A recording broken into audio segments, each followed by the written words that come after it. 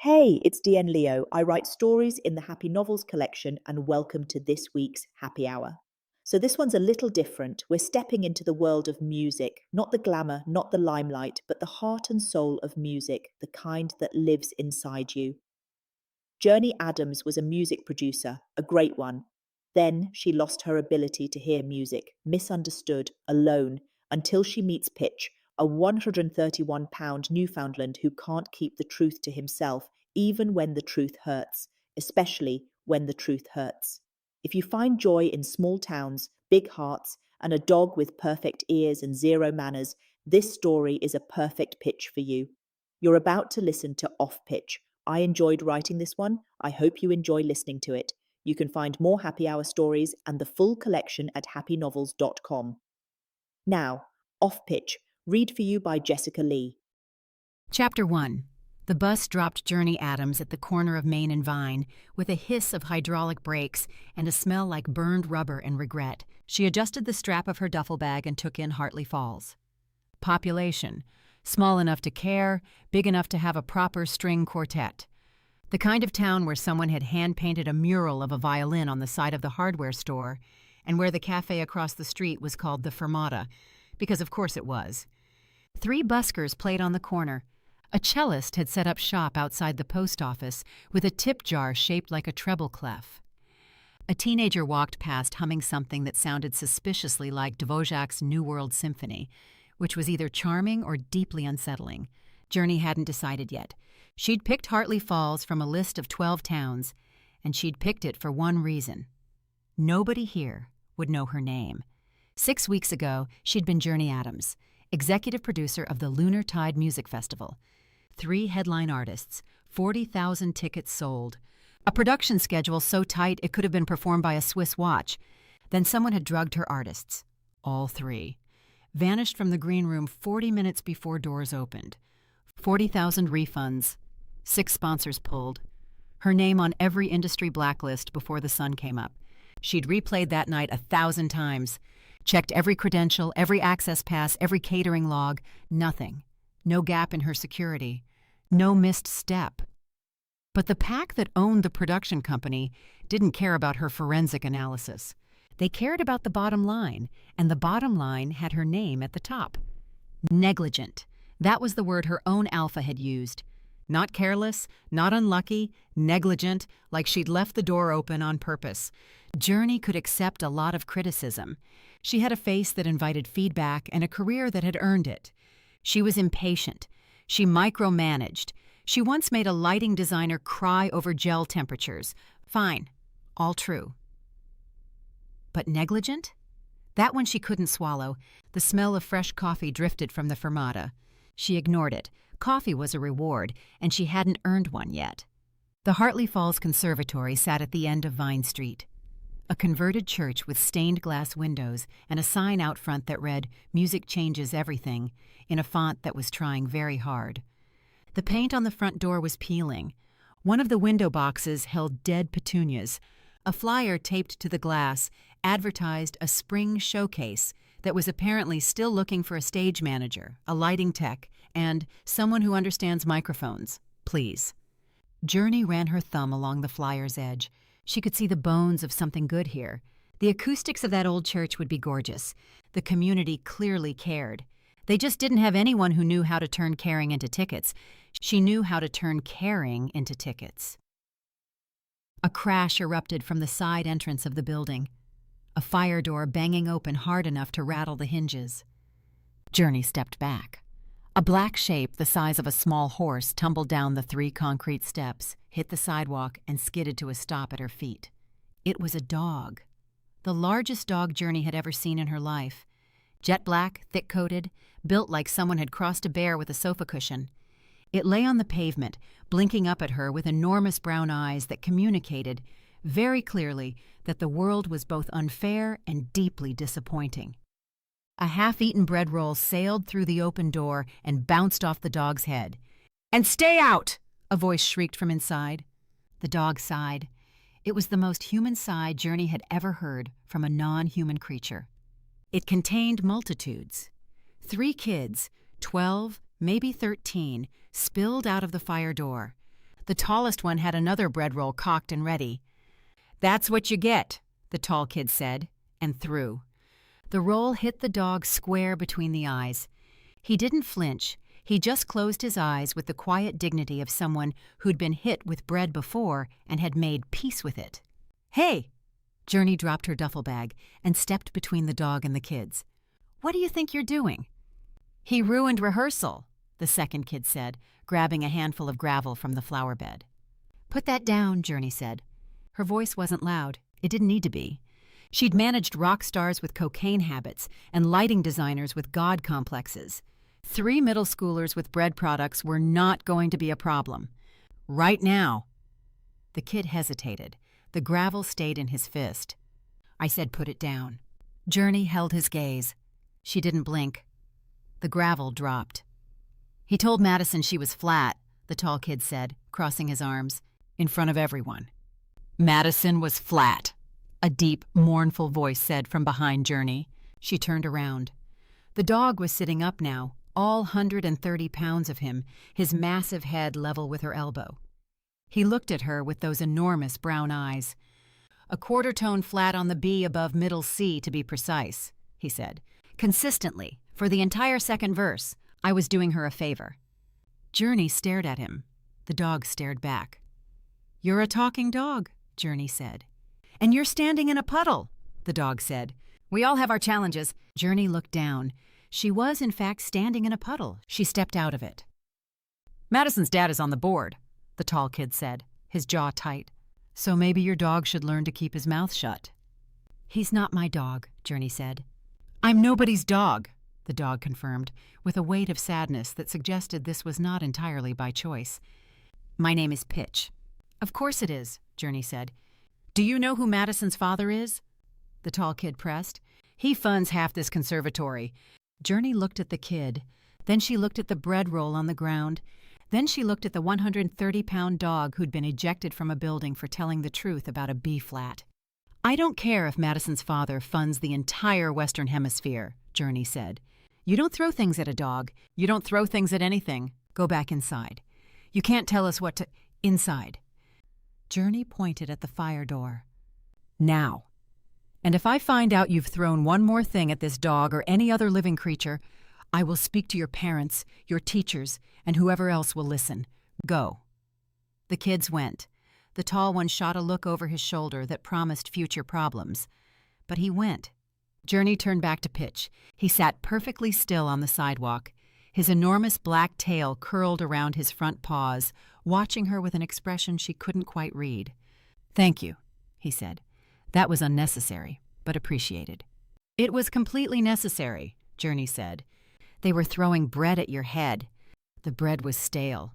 I barely felt it." He paused. "The gravel would have been worse, so thank you for that." Journey crouched down to his level. Up close, he was even bigger than she'd thought.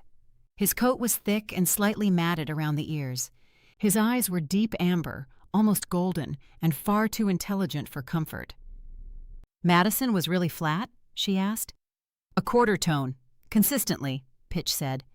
I tried to be diplomatic about it. I said, "Madison, your commitment to the piece is admirable, but the B above middle C is not a suggestion." That was diplomatic. That was restrained. Journey bit the inside of her cheek to keep from laughing. "And how did that go over?" Madison cried her father called the conservatory director. The conservatory director asked me to leave. I pointed out that leaving voluntarily would set a precedent that artistic honesty is negotiable. So he glanced at the fire door, assisted my departure. They threw you out. Physically, which is impressive given that I weigh more than all 3 of those children combined. This time, Journey did laugh. She laughed harder than she had in 6 weeks, sitting on the wet pavement next to a Newfoundland the size of a coffee table who'd been expelled from a music school for constructive criticism. Pitch watched her laugh with what she could only describe as satisfaction. "You have a nice laugh," he said. "It's in D major. Very warm." "I'll take your word for it," Journey said, and wiped her eyes. She reached for his collar. A brass tag hung from a worn leather strap. An address engraved in small letters. "Let's get you home." The shift was instant. Pitch's whole body stiffened, his ears flattened. That warm intelligence in his eyes dimmed into something smaller and quieter, like a light being turned down by a careful hand. "Home," he repeated. "The address on your tag," Journey said, and read it aloud. 14 Birchwood Lane. Is that far? 4 blocks east, Pitch said. He didn't move. "His name is Gerald Voss. He owns the antique shop on the corner. He is particular." "Particular how?" Pitch didn't answer that. He stood up, slowly, like a building deciding to relocate, and shook the breadcrumbs from his coat. "I can walk myself," he said. "I'll walk with you," Journey said. The house at 14 Birchwood Lane was small, neat, and completely silent. The lawn was trimmed to military precision. A sign on the front gate said, "No solicitors," in letters large enough to read from space. Journey knocked. Gerald Voss opened the door on the second knock. He was a thin man in his 60s, with reading glasses on a chain and the expression of someone who had been personally inconvenienced by the concept of other people existing. "He's been ejected again?" Voss asked, looking past Journey at Pitch. "From the conservatory," Journey said. "Some kids were throwing things at him. Bread? And almost gravel." Voss sighed, not with concern, but with the weariness of a man who'd been here before. "What did he say this time?" "I offered a minor observation about pitch accuracy," Pitch said, from behind Journey's legs. For a 130-pound dog, he was doing an impressive job of making himself small. "He told the board member's daughter she was flat," Journey translated. "She was flat," Pitch said. "Get inside," Voss said to the dog. Not cruel, not warm, just flat, like a door closing. Pitch moved past Journey toward the house. At the threshold, he stopped. He turned his massive head and looked back at her. Everything he didn't say lived in that look, the amber eyes, the slight droop of the ears, the way his tail, which had been cautiously wagging since she'd chased off those kids, went still. "Don't leave me here," the look said. "I know you can't take me. I know we just met, but don't leave me here." Journey's chest ached. "Go on, then," Voss said, and the door closed. Journey stood on the porch for a long moment. The deadbolt clicked into place. Somewhere inside, she heard Pitch's claws on hardwood, moving away from the door. She turned and walked back toward Vine Street. The duffel bag was where she'd dropped it. The flyer for the spring showcase still fluttered on the conservatory door. She read it again. Stage manager, lighting tech, someone who understands microphones. She pulled out her phone and dialed the number at the bottom. "Hartley Falls Conservatory," a frazzled voice answered. "If you're calling about the dog, we've already handled it." "I'm not calling about the dog," Journey said. "I'm calling about the showcase. You need a producer. I'm available." The voice on the other end paused. "Do you have experience?" Journey looked back down the street toward 14 Birchwood Lane, toward a house where a 130-pound musical genius sat behind a deadbolt, alone with a man who saw him as an inconvenience. "Yeah," Journey said, "I have experience." She'd figure out the rest later, the showcase, the fresh start, the town that smelled like rosin and coffee and possibility. But first, she was going to figure out how to get that dog out of that house. Chapter 2. The Hartley Falls Conservatory looked worse in daylight. Journey stood in the main rehearsal hall at 9 the next morning and counted the problems. Water stain on the ceiling above the stage. Old, spreading, the kind that suggested a leak nobody had fixed, because fixing it meant admitting it existed. 3 of the overhead stage lights were dead. The sound desk in the back corner had a piece of masking tape across the master fader that said, "Do not touch," in handwriting that had clearly been ignored, because someone had touched it, and now the left monitor speaker produced a buzzing noise that sounded like an angry wasp trapped in a shoe. The piano was gorgeous, a Steinway, beautifully maintained, freshly tuned. Someone here had their priorities right, even if those priorities didn't extend to functional plumbing. "We know it needs work," said David Chen, the conservatory director, standing beside her with his hands shoved deep into the pockets of a corduroy jacket that had seen better decades. He was mid-50s, kind-eyed, with the specific exhaustion of a man who loved something that was slowly falling apart around him. "The building, I mean. The talent is good." "The building has potential," Journey said. She ran her finger along the edge of the sound desk. Dust came away in a gray line. "When's the competition?" 9 weeks, David said. "The Alder Valley Showcase. Regional. 12 conservatories competing. We've entered 3 times. Never placed." "What's the prize?" "Recognition, press coverage, and a development grant from the Alder Arts Council." David pulled his hands from his pockets and spread them wide, taking in the stained ceiling, the dead lights, the angry wasp speaker. "We need that grant." "You need a lot of things," Journey said. "But the grant's a good start. Can I see the lineup?" David handed her a folder. Journey flipped through it, scanning names, pieces, notes scrawled in David's tidy handwriting. She stopped on the 3rd page. "You have a cellist doing Elgar's cello concerto in E minor," Journey said. "Tomas Herrera, 16 years old. Extraordinary," David said, and his voice changed when he said it. Went soft and sure, the way people's voices changed when they talked about something they believed in completely. "And a jazz trio?" "The Kellerman siblings. They fight constantly and play beautifully. We had to ban them from sharing a practice room, but on stage—" David shook his head. "On stage, they're magic." Journey kept flipping. A soprano, a classical guitarist, a percussion ensemble, all solid, all workable. Then she hit the last page. "Madison Hale," she read, "vocal solo. O mio babino caro." David's face did something complicated. "Puccini," Journey said. "Puccini," David confirmed, "for a regional competition." Her father requested it specifically. Journey closed the folder, her father being Richard Hale, board member, major donor. "Richard Hale funded our roof repair last year," David said. He glanced up at the water stain on the ceiling. "Well, he funded most of our roof repair." "And Madison's pitch accuracy?" David sat down on the edge of the stage. He took off his glasses, cleaned them on his corduroy sleeve, and put them back on. This took about 15 seconds, during which he appeared to be negotiating with his own conscience. "Madison works very hard," he said. "She's committed. She's enthusiastic. She has a genuine love of music." "David, she's flat," David said. "Consistently. On anything above middle C. A quarter tone, sometimes more. She can't hear it. Her voice teacher can hear it. I can hear it. And the dog." He trailed off. "The dog can definitely hear it," Journey said. "The dog once described it as an insult to the key of G that bordered on a war crime. She was in front of Madison and her father and 3 other board members." Journey pressed her lips together very hard. "It's not funny," David said. "It's a little funny." Richard Hale pulled 30% of his annual donation over that remark. "We only got it back because Gerald apologized on Pitch's behalf and promised it wouldn't happen again." David rubbed his forehead. It happened again.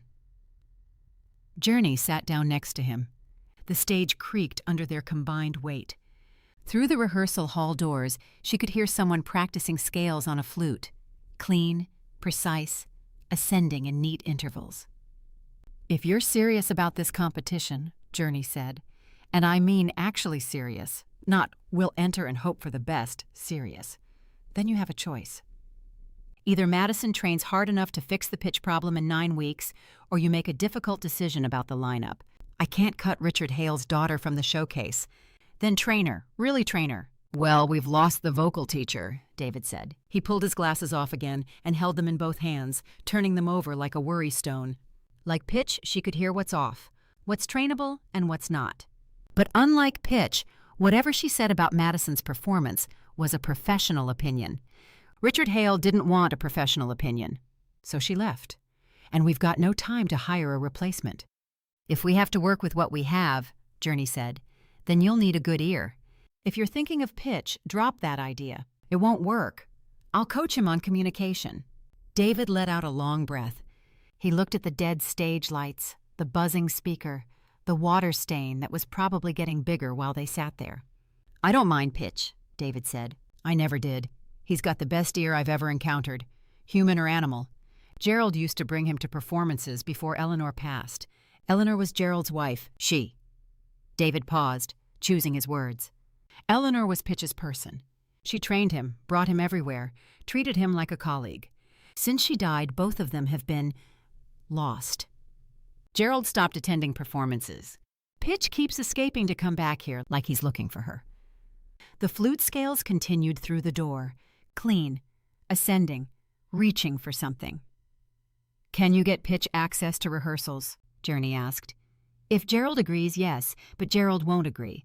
And even if he did, Pitch cannot say the quiet part loud in front of Richard Hale's daughter again. "I'll handle Pitch," Journey said. "You handle the roster." David looked at her the way people look at someone who has just volunteered to defuse a bomb using only optimism and a good attitude. "You've known that dog for 24 hours, he said. "Long enough," Journey said, and meant it. 14 Birchwood Lane looked exactly the same as yesterday. Lawn trimmed, gate shut, no solicitor's sign judging her from 10 feet away. Journey knocked. Gerald Voss opened the door in a pressed linen shirt and the expression of a man who had specifically not ordered whatever was being delivered. "I don't want anything," he said. "I'm not selling anything," Journey said. "I'm the new producer for the conservatory's spring showcase. I'd like to speak with Pitch." "Pitch is a dog. Pitch is a dog with the best ear in this town, and I need that ear for the next 9 weeks." Gerald's hand tightened on the doorframe. Behind him, somewhere deep in the house, Journey heard the click of claws on hardwood. Moving closer, stopping. "The conservatory has enough problems without that animal making new ones," Gerald said. "The conservatory is entering the Alder Valley Showcase," Journey said. "They haven't placed in 3 attempts. I intend to change that, and Pitch can help." "Pitch cannot help. Pitch cannot keep his opinions to himself. That is, in fact, the central problem with Pitch." Journey locked eyes with Gerald. "I understand he's had communication problems. I'm going to work with him on that."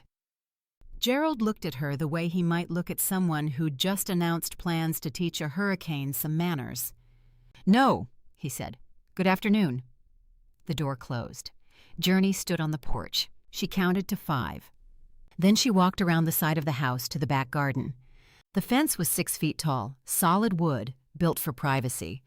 But she'd seen a side gate on the way in, and it had a simple latch, and she was not above creative problem-solving. She didn't open the gate. She crouched beside it and tapped on the wood 3 times. A massive black nose appeared in the gap beneath the gate. Then 2 amber eyes pressed sideways against the ground, peering through the 2-inch space between wood and earth. "That was fast," Pitch said from ground level. "I assumed you'd take at least 3 days to come back." "I have a job offer for you," Journey whispered. The nose twitched. "I'm listening." "The conservatory needs your ear for their competition lineup. Rehearsals, coaching, the works. Real work.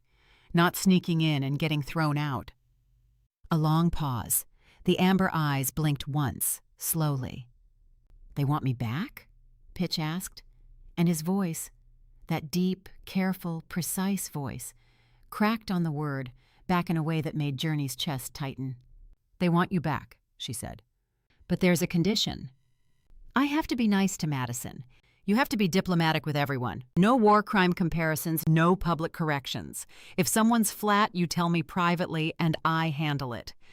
"You want me to hear a flat note," Pitch said slowly, "and not say anything. I want you to hear a flat note and wait." The silence that followed was so loaded, it could have applied for its own postcode. "Do you understand," Pitch said, "what you are asking me to do? You are asking me to sit in a room where someone is singing a quarter-tone flat and say nothing. That is like asking a fire alarm to politely ignore a fire. That is like asking a smoke detector to be diplomatic about smoke. I am not built for silence in the face of tonal inaccuracy. It is against my nature. I know. My ears are not decorative. They are precision instruments. When someone is flat, I hear it the way you would hear someone dragging a shopping trolley across a marble floor at 3 in the morning. It is physically painful." "I know, Pitch. And you want me to just sit there while Madison Hale assaults Puccini like a cat walking across a keyboard?" Journey bit the inside of her cheek so hard she tasted copper. "I want you to sit there, stay quiet, and tell me afterward, in private. Then I fix it. And if I can't? Then you don't get the job, and you're back in Gerald's garden counting fence posts." The nose withdrew from the gap. She heard him stand up. the slow, heavy process of a 130-pound dog reorganizing himself vertically. Then a thud as he sat back down. "I'll need to practice," he said. "Not being honest, I have no experience with dishonesty. It's a completely foreign skill set. It's not dishonesty, it's timing. It's torture." "Let's start small," Journey said, and pulled out her phone. She downloaded 3 audio clips on the walk over. Amateur singers, varying degrees of pitch accuracy. "I'm going to play something, and you're going to tell me, quietly, calmly, without metaphors involving crimes or natural disasters, what you hear." "I can do that." She hit play on the first clip, a woman singing Happy Birthday in a key that was technically correct but emotionally questionable. "Well?" Journey asked. "She's sharp on the high note," Pitch said. "The phrasing is mechanical and the vibrato sounds like a lawnmower, but the pitch is functional." "Good, that's a solid note, constructive. The lawnmower part? We'll work on the lawnmower part." She played the second clip, a man singing Hallelujah with more passion than accuracy. Pitch's left ear twitched, his right ear flattened against his skull, his whole body tensed like a spring being compressed. "Take your time," Journey said. "He." Pitch closed his eyes. His jaw worked. A sound came from the back of his throat, a strangled whine of physical restraint. "He has enthusiasm. And he is flat on everything, every note, the entire song. It's not a performance, it's a hostage situation. The key of C is being held against its will, and I need this to stop." Journey paused the clip. "Okay, we'll call that progress." "That was me being restrained," Pitch said, panting slightly. "That was the diplomatic version." "What was the undiplomatic version?" "Arson." Journey laughed. She leaned her back against the fence and laughed until her shoulders shook, and Pitch pressed his nose back under the gate, and she could feel his warm breath against her ankle. "Third clip," she said, and hit play. This one was bad, really bad. A teenager attempting a pop ballad with a key change that the teenager did not so much navigate as drive directly into at high speed. Pitch stood up. She heard it. All 4 paws scrambling, his claws scrabbling on the paving stones. A whimper, a full body shake, then a howl, not loud, not aggressive, but anguished, the sound of a creature whose entire nervous system had just been personally offended. "Pitch." "I can't," he gasped. "Journey, I cannot. That key change, she didn't modulate, she just went up. She just went up a semitone like it was a staircase. You can't treat a key change like a staircase. There are rules, there are principles. Music is not a building." "Pitch!" He stopped. His breathing was heavy. She could hear his tail, not wagging, just thumping against the ground in agitated bursts. "That was bad," he admitted. "That was terrible," Journey agreed. "But here's the thing. Nobody in that room will know you're dying inside. You just have to sit still, look dignified, and save it for me. Can you do that?" A long, shuddering breath. "I will try," Pitch said. "But I want it on the record that this is the hardest thing I have ever been asked to do. Harder than bath time, harder than the vet, harder than the time Gerald's nephew played the recorder at Christmas and I had to leave the room through a closed window." Noted. "Through a closed window, Journey. I went through the glass. That's how bad it was." "I believe you." There was blood. Mine. From the glass. Gerald was upset about the window. Not about my injuries, about the window. "Pitch." I'm fine. Another deep breath. "I'll try. For the conservatory, for the competition, for Eleanor." The name dropped into the silence like a stone into still water. "I know about her," Journey said quietly. "About your loss. So let's do this for her. The conservatory lost their vocal teacher. She left over the Madison situation. I can pick the talent for the show. We can't drop Madison, so you'll help David and me guide the kids who aren't up to standard. Yet." She leaned her shoulder against the fence. "When you hear something off-key and you know you can't be diplomatic enough, thump your tail. That's our signal. Then you talk to me, and I translate for the kids what they need to fix." "I'll talk to you," Pitch said. "Only you." "All right. You talk to me and I'll handle the rest. How does that sound?" A huff of warm air against her ankle. "We have an agreement." "Great," Journey said. Now I just need to convince Gerald, and that's going to be... Pitch? Silence. Are you there? A sound came from the far corner of the garden, not paws on stone. Something deeper, rhythmic, urgent, the unmistakable sound of a very large animal digging very fast through very soft earth. Journey pressed her eye to the gap beneath the gate. Pitch was in the back corner where the fence met the side wall, his enormous black hindquarters in the air, his front paws churning dirt at a rate that suggested he'd been planning this excavation for some time. Soil sprayed in an arc behind him like a furry fountain. A loose fence panel, one that had clearly been tested before, probably on multiple previous occasions, wobbled with each dig. "Pitch," Journey said. "What are you doing?" The digging paused. His massive head swung toward her, dirt caked across his muzzle and one ear. He had the expression of someone who'd been caught doing something they had every intention of continuing. "Expediting the negotiation process," he said, and went back to digging. 3 more scoops. The loose panel groaned, tilted, and fell outward onto the grass with a soft thud. Pitch squeezed through the gap, 130 pounds of Newfoundland compressing himself through a space designed for maybe 40 pounds of terrier, and emerged on the other side, covered in garden soil, panting and deeply satisfied. He shook himself. Dirt flew in every direction. A clump landed on Journey's shoe. "You can't do that," Journey said. "I just did," Pitch said. "Gerald is going to lose his mind." Pitch sat down on the grass and looked at her with those enormous amber eyes. Dirt was smeared across his forehead like war paint. One ear was inside out. "Gerald," he said calmly, "will first have to notice I'm gone. Then he will have to find me. Then he will have to come to the conservatory to collect me." He paused for effect. "Gerald has not voluntarily entered the conservatory since Eleanor's memorial service 14 months ago. He will not come." Journey stared at him. "You've thought about this." "I've had 14 months in that garden. I've thought about everything." He stood up and shook again, dislodging a final shower of dirt. "Shall we go? I believe I have a job to report to." "This is a terrible idea," Journey said. "Almost certainly," Pitch agreed, and started walking toward Vine Street with the unhurried dignity of a dog who had just committed a jailbreak and felt no remorse whatsoever. Journey looked back at the fallen fence panel, at the hole, at the trail of churned earth that led from Gerald Voss's back garden to freedom.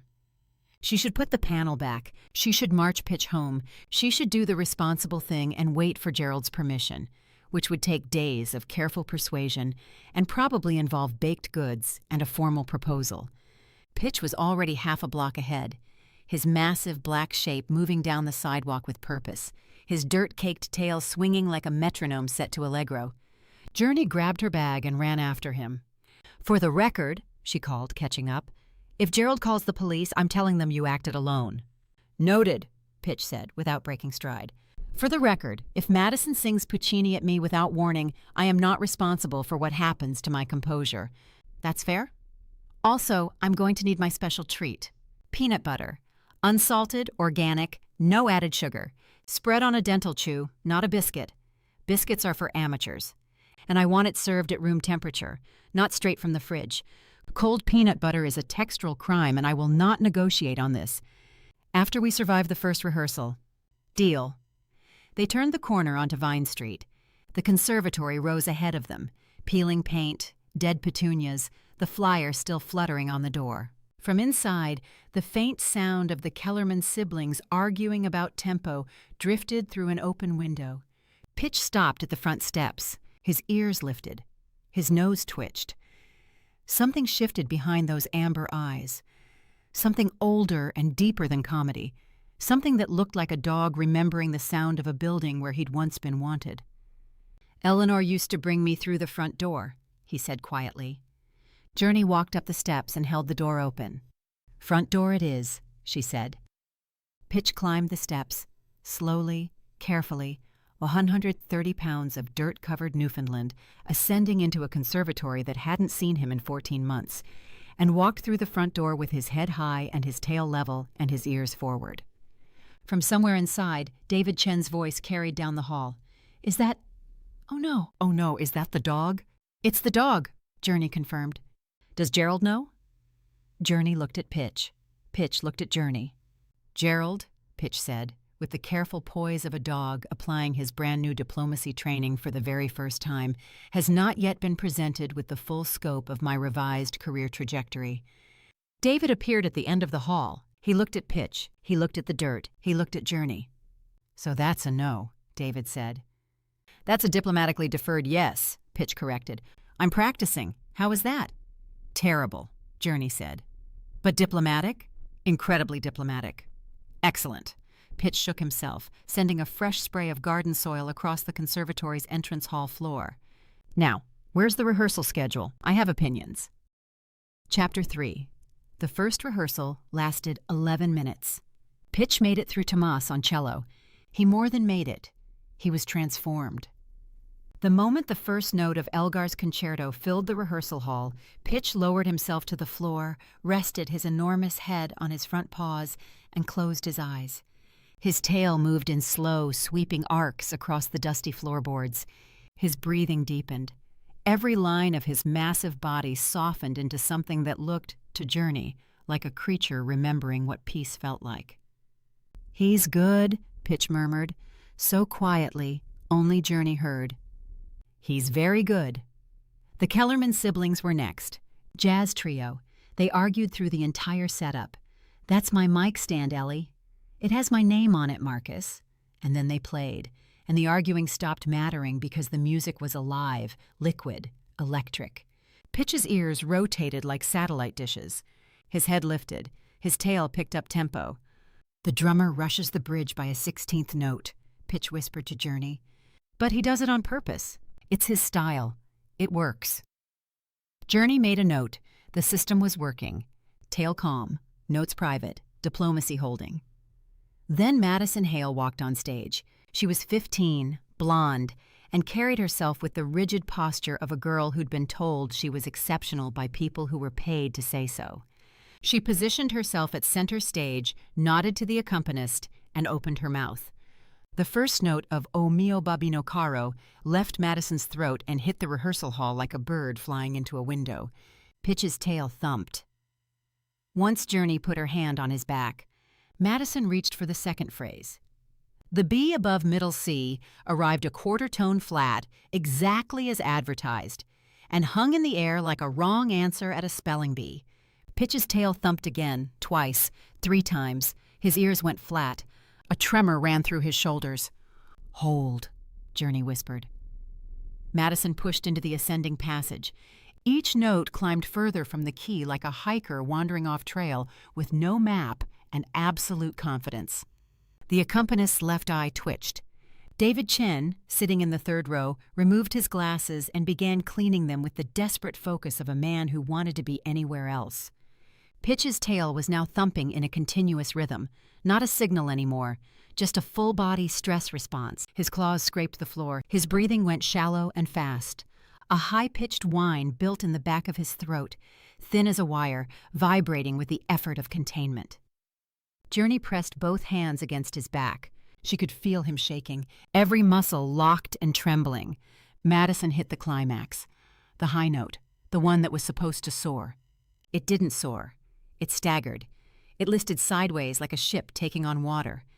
It was flat by a full semitone, and it held there, wobbling, while Madison's face shone with the genuine belief that she was delivering something beautiful. Pitch's tail stopped. His whole body went rigid, and then a sound. Not a howl, not a bark, something between a groan and a sob, ripped from somewhere deep in his chest, the noise a piano might make if it had feelings, and someone had just stepped on all 88 keys at once. Every head in the room turned. Madison stopped singing. The accompanist's hands froze on the keys. David put his glasses back on. Richard Hale, who had appeared in the back row at some point during the performance, stood up. "What?" Richard said. "Is that animal doing in my conservatory?" Pitch looked at Journey. His amber eyes were wide, devastated, brimming with the specific anguish of someone who had tried their absolute hardest to do the right thing and failed in the most public way possible. "I'm sorry," he whispered. Then he ran. 130 pounds of Newfoundland hit the rehearsal hall doors at full speed, blew through them like a black freight train, and disappeared down the corridor. Journey heard his claws scrabbling on tile, a crash that sounded like a music stand going down, and then the heavy bang of the front door swinging open. "Journey," David started. "Handle Richard," Journey said, already moving. "I'll handle the dog." She found him behind the conservatory, wedged into the narrow space between the building's back wall and the dumpster. For a 130-pound dog, he had made himself astonishingly small.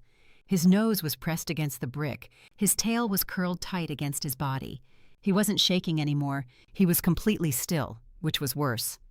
"Pitch," Journey said. "I failed," Pitch said to the wall. 11 minutes. Eleanor could sit through an entire concert season without flinching. 300 performances. Opera, experimental jazz. A children's recorder recital that lasted 4 hours. She never made a sound. "You're not Eleanor." Obviously.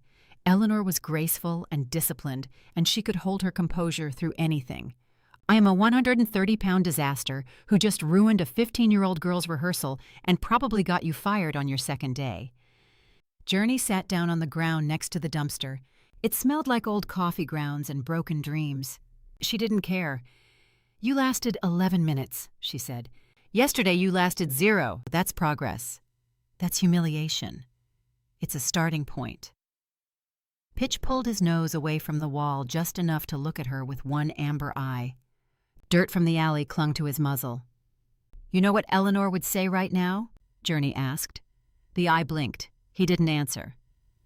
"I didn't know her," Journey continued, "but from everything David told me, she didn't bring you to those performances because you were well behaved. She brought you because you could hear what other people couldn't. She didn't want you to be silent. She wanted you to be useful. There's a difference." "Eleanor taught me to channel it," Pitch said quietly. "When I heard something wrong, I wasn't supposed to react. I was supposed to listen harder. She said the ear that hears the problem is the same ear that hears the solution," she said. He stopped, swallowed. "She said the gift isn't hearing what's wrong. The gift is hearing what it could be." Journey let that sit. A pigeon landed on the dumpster lid and regarded them both with suspicion. "Then let's go back in there," Journey said. "Not to judge Madison, to hear what she could be. Richard Hale is going to have me banned from peanut butter. He has no right to do that. He'll find a way." The alley fell quiet. The pigeon left. Somewhere inside the conservatory, someone started playing scales. Tentative, careful, like a person testing whether it was safe to make music again. Then a sound. Footsteps. Not from the conservatory. From the street. Slow, deliberate, the footsteps of a man who had not walked this route in a very long time, and was remembering how every crack in the pavement felt. Gerald Voss appeared at the mouth of the alley. He wore his pressed linen shirt. His reading glasses hung on their chain. He carried, in both hands, a ceramic bowl, pale blue, hand-painted, with small white flowers along the rim. Old, carefully maintained, the kind of thing someone kept not because it was valuable, but because it belonged to a person who was gone. The smell reached Pitch before the sight did. His nose lifted, his ears rotated forward, his whole body shifted, not with excitement, but with recognition. Something deep and involuntary, like a reflex built from years of trust. "Is that," Pitch started. "Organic, unsalted, room temperature," Gerald said. His voice was rough, like a machine starting up after too long sitting idle. "Spread on the dental chew. Not a biscuit." He paused. "The way she made it." Gerald set the bowl down on the alley floor. The blue ceramic scraped softly against concrete. Pitch stared at it. He didn't move. "Eleanor's bowl," Pitch said. "Eleanor's bowl," Gerald confirmed. He straightened up. His hands, now empty, hung at his sides. He looked at them like he wasn't sure what they were for. "David called me, told me what happened. Told me the whole ridiculous scheme, the diplomacy training, the tail signals, the jailbreak through my fence." A pause. "He said you lasted 11 minutes. "It wasn't enough," Pitch said. "Eleanor's first concert with you, you lasted 8. Knocked over a cello stand and bit the conductor's shoe." Gerald's mouth twitched. Not a smile, but the closest thing to one Journey had seen on his face. She said you'd get better. She was right. Pitch looked at the bowl, then at Gerald, then at Journey. Eat, Gerald said, and then go back in there. Both of you. Pitch rose. He crossed the alley slowly, each step heavy and careful, and lowered his enormous head to Eleanor's blue bowl. The sound of a dog eating peanut butter off a dental chew filled the alley, wet, dedicated, and deeply undignified. His tail swayed, not fast, not the anxious thump from the rehearsal, just a slow, steady wag that said, "I remember this. I remember her, thank you." Gerald watched for a moment, then he turned to Journey. "Don't let him knock over any more music stands," he said. "I'll do my best. And don't let Richard Hale bully you. His daughter can't sing. Everyone knows it. Eleanor knew it. Pitch knows it. The difference is, Pitch says it out loud. I'm working on that." "Don't work on it too hard," Gerald said. "The world could use more honesty." He looked at Pitch one more time.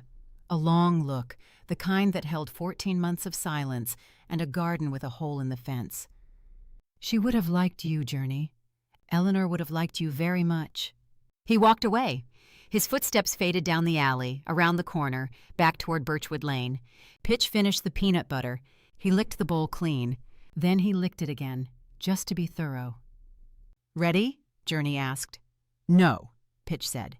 "But Eleanor's bowl had peanut butter in it, and Gerald said her name out loud, and that hasn't happened in 14 months. So I think today might be a day for doing impossible things." They walked back into the rehearsal hall together. The room had emptied except for Madison, who sat on the edge of the stage with her shoulders rounded and her eyes red. The accompanist had left. David stood nearby, hands in his corduroy pockets, radiating the helpless concern of a man who knew something was wrong but didn't have the tools to fix it. Richard Hale was gone. Journey didn't ask where.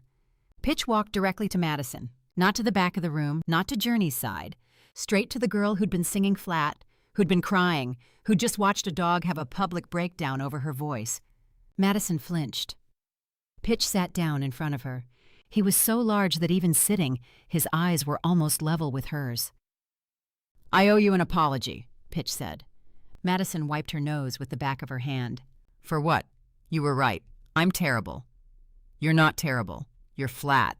Those are different things." Pitch tilted his head. "Terrible means there's nothing to work with. Flat means there's something to fix. Your tone is actually quite lovely when it sits where it's supposed to. It just wanders." Madison stared at him. "You think my tone is lovely?" "In the lower register, yes. You have warmth, texture. Eleanor, the woman who trained me, she used to say that warmth in a voice is the one thing you can't teach. Everything else is mechanics." Pitch's tail brushed the floor. "You have the thing that can't be taught. You're just missing the mechanics." "Nobody's ever said that before," Madison said. "They just say I need to practice more. Practicing the wrong thing more doesn't fix it. It just makes the wrong thing louder." Pitch glanced at Journey, then back at Madison. "Eleanor taught me a method for singers who lose their pitch on high notes. Do you want to try?" Madison nodded. Her hands were gripping the edge of the stage so hard her knuckles had gone white. "Sing the problem note," Pitch said. "The B above middle C, just the note.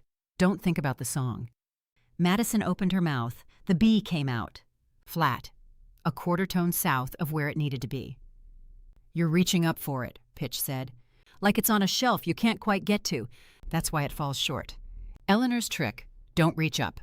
Think of the note as already being inside your chest. You're not climbing to it. You're letting it rise, like heat, like steam. It's already there. You just open the door." Madison frowned. She closed her eyes. She sang the note again. It wavered, dipped.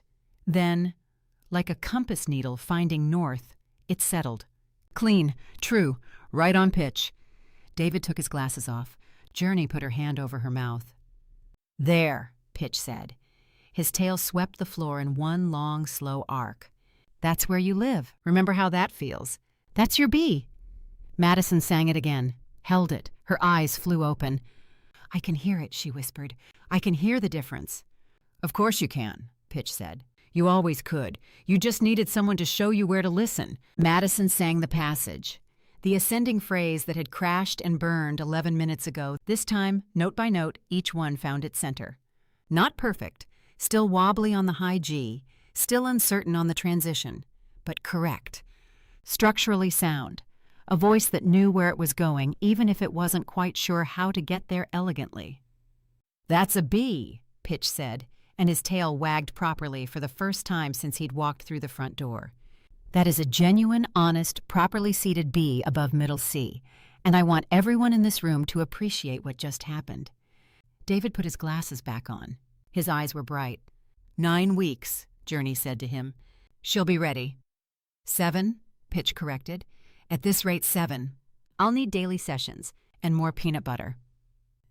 That night, Journey sat on the floor of her rented room above the fermata with a mug of tea going cold beside her and a notebook full of stage-blocking diagrams spread across her lap. They had 9 weeks. A cellist who could make stones weep. A jazz trio held together by sibling rivalry and shared genius. A soprano who'd found her B above middle C for the first time in her life, thanks to a 130-pound dog who'd learned diplomacy from a dead woman's peanut butter technique. It was the most absurd production team in the history of regional music competitions, and Journey was genuinely starting to believe they could place. Her phone rang. Not buzzed. Rang. An actual call from a number she hadn't seen in 18 months, but recognized instantly. The way you recognize the sound of a door you thought you'd locked. She stared at it for 2 rings, 3. She picked up. "Journey Adams," said Lena Park, music director at the Alder Arts Council, in the tone of a woman who had been right about something and was about to enjoy proving it. Or should I say, what was it on the registration? J. Whitmore? Creative, very creative, completely transparent, but creative. Journey's tea stopped being relevant. "Lena," she said carefully, "how did you—" "The Alder Valley Showcase registration came across my desk this afternoon. Hartley Falls Conservatory. Produced by J. Whitmore. No prior credits listed, no portfolio link, no professional affiliations." Lena paused. The lineup, however, was structured like a Swiss watch. Elgar's cello concerto as the emotional anchor in the second half. Jazz trio opening to warm the room. Puccini vocal solo positioned right before the cello, a deliberate palate cleanser to make the audience lean forward. Percussion ensemble as the closer for energy. Another pause. "That's not a lineup. That's a campaign. And I've only ever seen one producer sequence a showcase like a 3-act war." Journey closed her eyes. "I used a different name. I'm not even the name on the registration. David Chen signed it." "David Chen couldn't sequence a lunch order. Your scent is all over this production, Journey." "My scent?" "Pack has its ways," Lena said. "You know that. You should know that better than anyone. Every producer leaves a signature. Not a name, not a logo, a feel. The way you structure tension, the way you build toward a peak and then pull back just enough to make the audience ache for it. That's not something you can hide behind a pseudonym and a small-town conservatory director." Journey's hand tightened on the phone. The tea was definitely cold now. She didn't pick it up. "If I can sense it from a registration form," Lena said, and her voice shifted. Still warm, still Lena, but with something underneath that sounded like a warning wrapped in velvet. "Then others in the pack will sense it too. People who aren't calling to congratulate you." The room felt smaller. The water stain on the ceiling seemed closer. "How long do I have?" Journey asked. "Before the showcase? 9 weeks. Before someone less friendly than me connects J. Whitmore to Journey Adams?" Lena exhaled. "Less. Be careful. And Journey?" "Yeah?" "The evening slot on main stage is yours. I pulled it the moment I saw the registration. Whatever happens next, those kids deserve the best stage in the house." "Thank you." "Don't thank me. Win." A pause. "And next time you go into hiding, maybe don't produce the showcase lineup like it's the opening night of Coachella. Just a thought." The line went dead. Journey set the phone on the floor. She pulled her knees to her chest and sat in the dark above the fermata, listening to the town settle into sleep. The cellist practicing through an open window 3 streets over.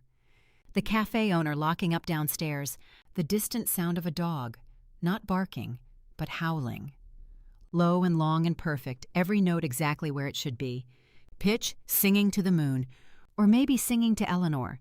She'd come to Hartley Falls to disappear. Instead, she'd built a showcase lineup so distinctly her that a woman 200 miles away had read her name in the spacing between acts. 9 weeks to win the competition.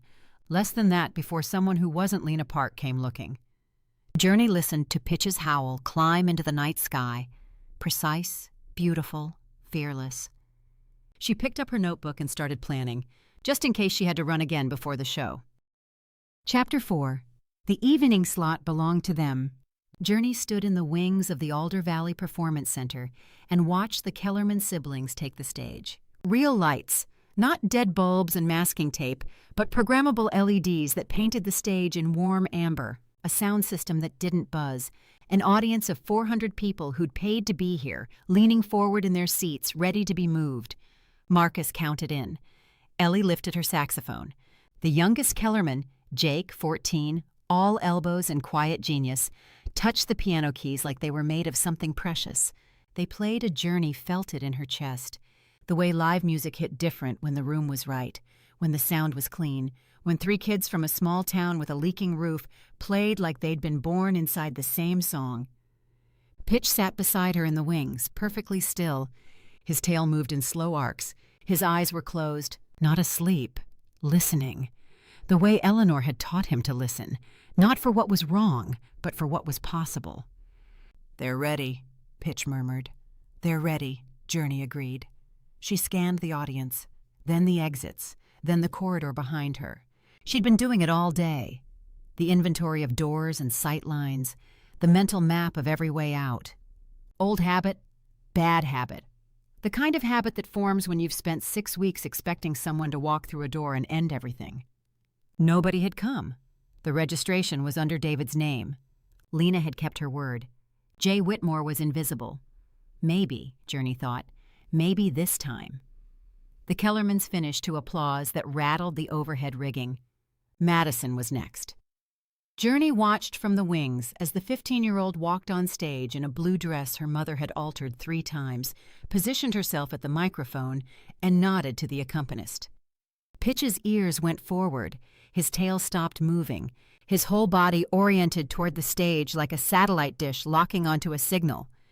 Madison opened her mouth and sang. The B above middle C arrived exactly where it was supposed to. Clean, true, seated in her chest the way Pitch had taught her. Not reaching up, but letting it rise, like heat, like steam. The note Eleanor's technique had unlocked, polished over 7 weeks of daily sessions, held now in front of 400 strangers who didn't know they were hearing a small miracle. Pitch's tail swept the floor. Once, slow, satisfied. "That's her B," he whispered. Madison sang the ascending phrase. Each note found its center. The high G, still her weakest point, wobbled for a fraction of a second and then held. The audience leaned in. A woman in the 3rd row pressed her hand to her mouth. The last note hung in the air. Pure, complete. The applause started before Madison had lowered her hands. Journey felt her eyes sting. She blinked it away. There was still the cello, still the closer, still work to do. "Journey," Pitch said. His voice had changed. The warmth was gone. Something cold had replaced it. Alert, rigid. The voice of a dog who'd heard a sound that didn't belong. "What?" Journey whispered. "Someone's backstage. I don't know the scent, but I don't like it." Journey turned. The backstage corridor was long and dim, lit by emergency strips along the baseboards. Props from previous performances lined the walls. A plywood castle, a cardboard forest, a rack of costumes nobody had claimed. At the far end, half hidden by the costume rack, a shape, a man, tall, still, watching. He stepped into the light. Samuel Winters. Journey's blood went cold. "Hello, Journey," Samuel said. His voice was smooth, polished, the voice of a man who'd never had to raise it because people obeyed the quiet version. "You look well. Small-town life suits you." "What do you want?" Journey's hands were steady. Her voice was steady. Everything inside her was not steady at all. "That's a rhetorical question, isn't it?" Samuel tilted his head. "You know what I want. You're my mate." "I'm not your mate. That's not for you to say. I decide who I want as mate. You're nobody's alpha here, Journey said. This isn't your territory. I've left your pack. I don't have to listen to you or do what you say. On stage, the audience was still clapping for Madison. The sound came through the curtain like rain on a distant roof. I came here to say I forgive you, Samuel said, for what you did, what you said. I want you to come home with me. The word home landed between them like something dropped from a height. The pack misses you, Samuel continued. I miss you. The proposal. I handled it badly, I know that. I pushed too hard, too publicly, and when you said no. He adjusted his cufflink. A small gesture. Precise. I reacted poorly. Then consider this the second rejection, Journey said. Try again and you'll get the third. The force of air and dark magic hit her like a truck. Samuel's fist clenched in front of him. Her body flew backwards, slamming into the wall. Dark magic, she gasped. He chuckled. Come home. Be my mate, or I'll turn you into dirt. He raised his hand again. A black shape hit him from the left, at approximately 30 miles per hour.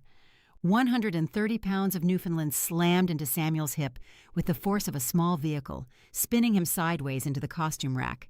Hangers exploded. A sequined cape wrapped around his face. The plywood castle wobbled dangerously. Pitch didn't stop.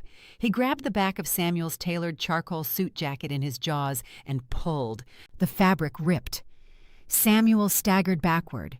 Pitch released the jacket and lunged again, this time lower, faster, with the targeting precision of a creature who'd spent 14 months doing nothing but sit in a garden and think. His jaws clamped down on Samuel Winters's left buttock. The sound Samuel made was not dignified. It was not alpha. It was not the sound of a man who dismantled careers with a flick of his wrist and practiced dark magic in backstage corridors. It was the sound of a person who had just been bitten on the backside by something the size of a Saint Bernard and was deeply surprised by how much it hurt. Get off me! Pitch did not get off him. Pitch adjusted his grip and bit down harder. His tail wagged. Don't upset him. He's a shifter, Pitch, Journey said. Her voice came back hoarse, cracked, but functional. She could hear herself. She could hear Samuel screaming. She could hear the costume rack collapsing in a cascade of sequins and tulle. She could not hear the cello performing on stage. She couldn't hear any music at all. I am providing, Pitch said through a mouthful of charcoal wool, a diplomatic intervention. And if he shifts into an animal right now, assuming he's a dog, we'll have a fair fight. I'm feeling as if I have a size advantage. Samuel let out a low growl.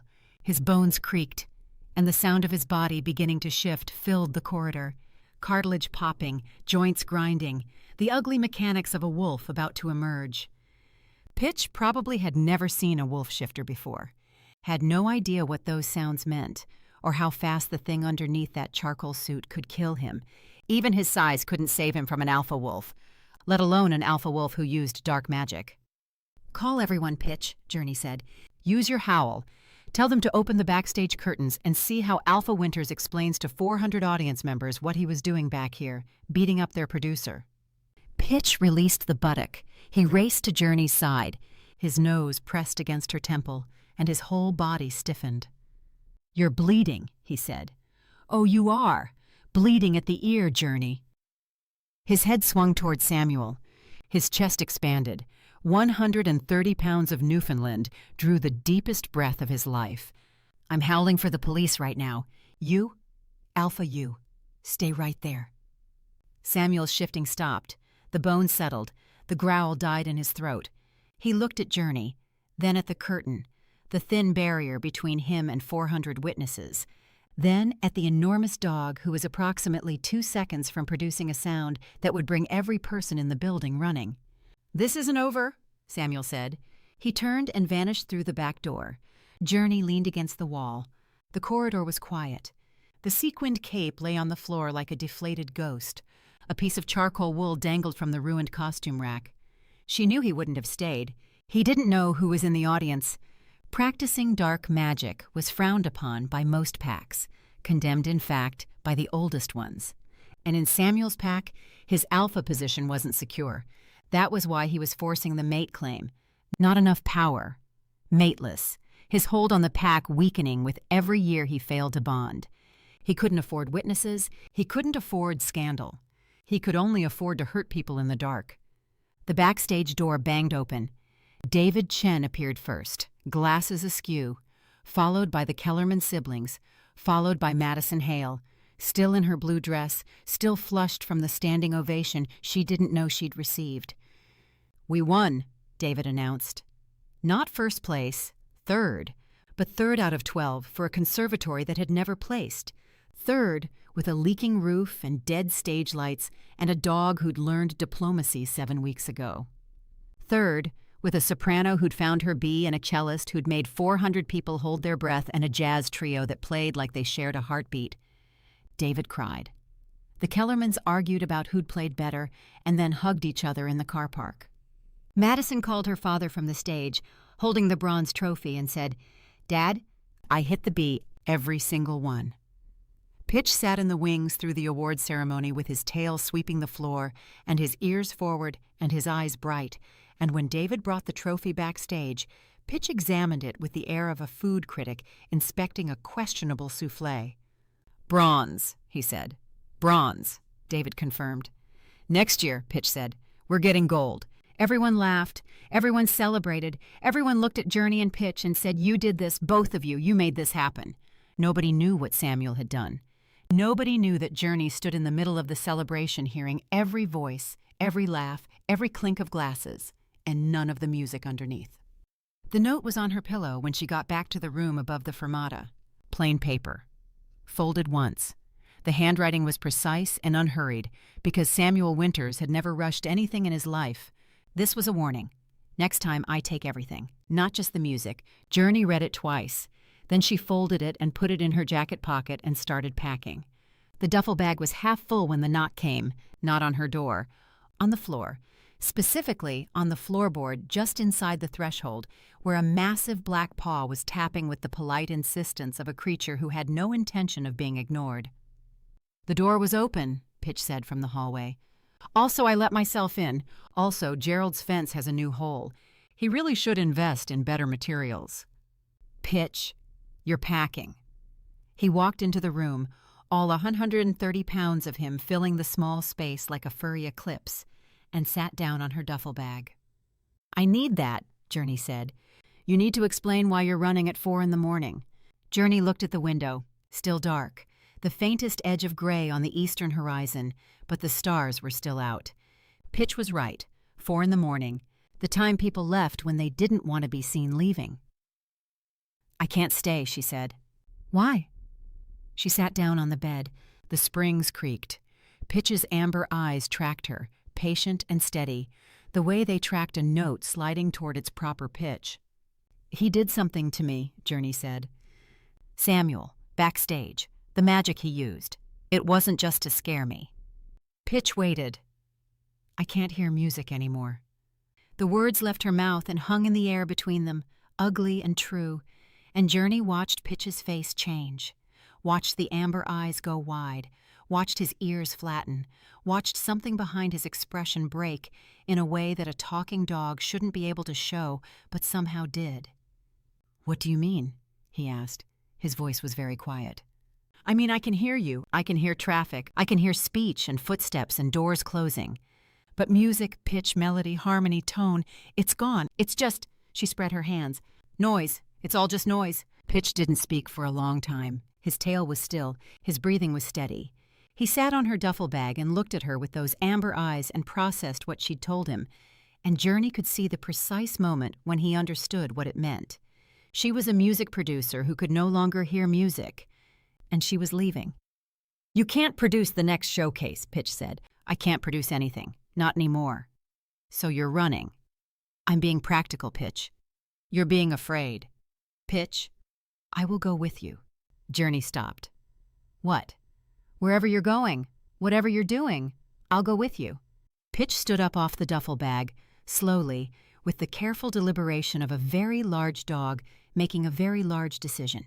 "You can't hear music. I can't stop hearing it. That seems like a complementary skill set." "It's not that simple." "It's exactly that simple. You hear everything except pitch. I hear pitch in everything. You need ears. I have ears." He shook his head, and his ears, those enormous, ridiculous precision instrument ears flapped against his skull. Rather good ones, if I'm being honest, which I always am, as we've established. Pitch, you have a home. Gerald? Gerald and I made our peace today. He brought me peanut butter in Eleanor's bowl. He told me she would have liked you. Pitch moved closer. His massive head was level with her shoulder. Eleanor was my person. Nobody replaces Eleanor. Nobody ever will. He pressed his nose against her hand. Warm, damp, certain. But nobody replaces Journey either, and I choose you. As my human, as my partner, as the woman who taught me that hearing what's wrong and hearing what it could be are two different gifts, and I'm fortunate enough to have both. Journey's vision blurred. She blinked. The blur didn't clear. "I'm your dog," Pitch said, "if you'll have me." She put her arms around his enormous neck and buried her face in his fur. He smelled like peanut butter and garden soil and the backstage corridor of the Alder Valley Performance Center. He was warm and solid, and 130 pounds of loyalty that had bitten an alpha on the backside and then described it as a diplomatic intervention. "Okay," she whispered into his fur. "Okay," he said. The bus arrived at 6:15. Journey stood at the corner of Main and Vine with her duffel bag and a Newfoundland and watched the same stretch of road she'd arrived on 8 weeks ago materialize in the early morning light. The fermata was still closed. The cellist's window was dark. The mural of the violin on the hardware store glowed faintly in the dawn. "Where are we going?" Pitch asked. "I don't know yet." "Excellent. I do love a well-organized plan." The bus appeared at the end of the street. Journey adjusted her bag. "Journey! Journey!" She turned. Gerald Voss was walking down Vine Street at a pace that suggested he had not walked this fast in several years and was deeply irritated about having to do so now. He wore pajama bottoms, slippers, and a cardigan that was buttoned wrong. His reading glasses bounced on their chain with every step. He was carrying a bag, a large one, canvas, heavy. "You were going to leave," Gerald said, arriving slightly out of breath. "Without provisions." "Gerald, this is not negotiable." He thrust the bag at her. It was heavier than it looked. Journey opened it. Peanut butter. 8 jars. Organic, unsalted, no added sugar. Beside them, a stack of dental chews, not biscuits, because biscuits were for amateurs.